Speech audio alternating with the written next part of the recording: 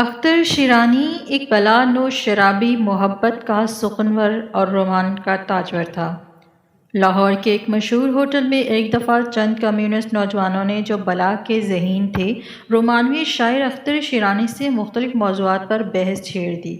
نوش تھے، شراب کی 2 بوتلیں وہ اپنے حلق میں انڈیل چکے تھے، ہوش و حواس کھو چکے تھے، تمام بدن پہ ریشہ طاری تھا، حتیٰ کہ دم گفتار الفاظ بھی ٹوٹ ٹوٹ کر زباں سے نکل رہے تھے۔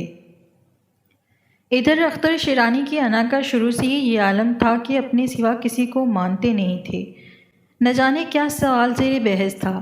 فرمایا، مسلمانوں میں اب تک 3 شخص ایسے پیدا ہوئے جو ہر اعتبار سے جینس بھی ہیں اور کامل فن بھی۔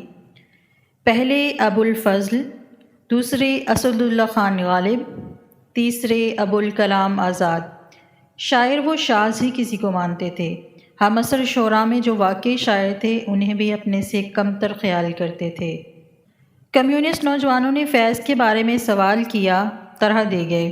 جوش کے متعلق پوچھا، کہا وہ ناظم ہے۔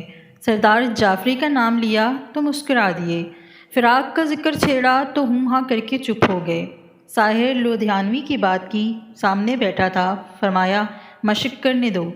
ظہیر کاشمیری کے بارے میں کہا، نام سنا ہے۔ احمد ندیم قاسمی، فرمایا میرا شاگرد ہے۔ نوجوانوں نے جب دیکھا کہ ترقی پسند تحریک کے منکر ہیں تو بحث کا رخ پھیر دیا۔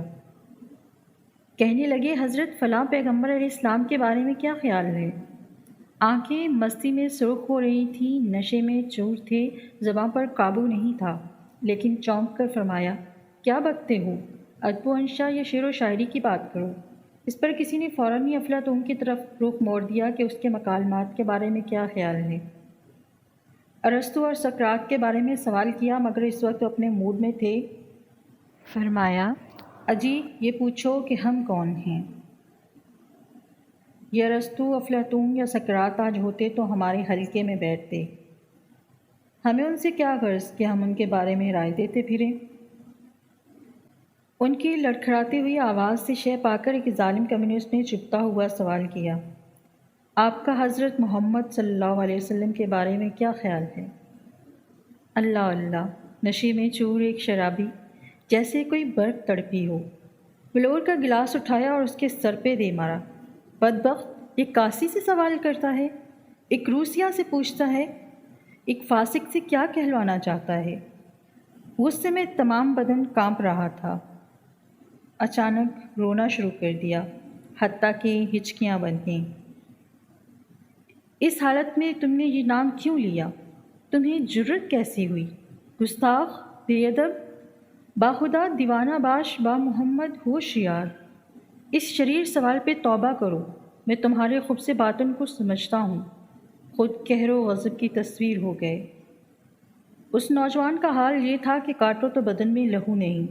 اس نے بات کو موڑنا چاہا، مگر اختر کہاں سنتے تھے، اسے محفل سے نکال دیا، پھر خود بھی اٹھ کر چل دیے۔ ساری رات روتے رہے، کہتے تھے یہ لوگ اتنے بے باک ہو گئے ہیں کہ ہمارا آخری سہارا بھی ہم سے چھین لینا چاہتے ہیں۔ میں گناہ گار ضرور ہوں، لیکن یہ مجھے کافر بنا دینا چاہتے ہیں۔ رات کی تاریخ، سناٹوں کی پیداوار لوگ، میں قدوں میں سیرت خیر البشر پہ نکتہ چی ہیں۔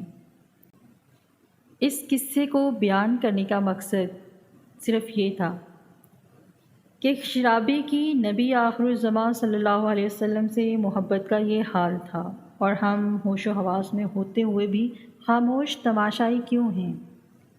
نبی دو جہاں صلی اللہ علیہ وسلم کی ناموس پہ بولنے والی زبان نوچ دی جائے، دنیا کو بتا دیجئے کہ ناموس رسالت پر ہماری جان بھی قربان ہے۔ اس ویڈیو کو زیادہ سے زیادہ شیئر کر کے اپنی محبت کا ثبوت دیجیے اور ثابت کر دیں کہ آپ بھی سچے عاشق رسول ہیں۔ جزاک اللہ۔